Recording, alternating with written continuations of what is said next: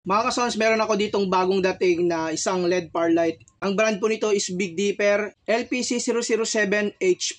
Yung nakaraan kasi yung makikita nyo sa akin, LPC007 Plus lamang po yun. So yung ilaw na ito, meron po itong 60 na bulb at saka yung kada ilaw po nito is nasa 3 watts. Bali ito po ay isang RGB. So full colors po ito. Meron po itong red, green, and blue na mga LED na ilaw. Bakit pala tinawag ito na H+?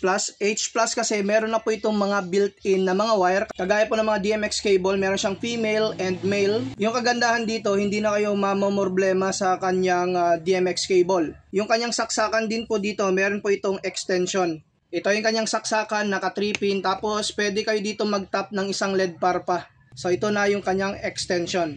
So ito po yung ating LED par. Makikita po niyo yung kanyang brand LPC007H+.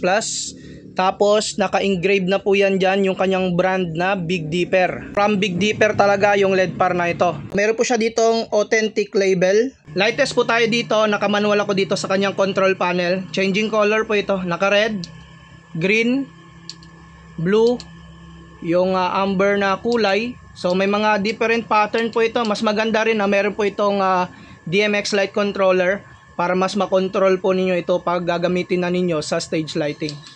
Ito naman yung kanyang harapan, napakatingkad po niyan ng mga kulay po niya.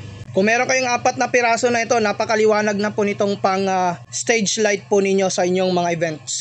So yan nga yung light test po natin dito sa LED par na Big Dipper. So kung gusto niyo mag-avail nito, paki-click lamang yung ating yellow basket.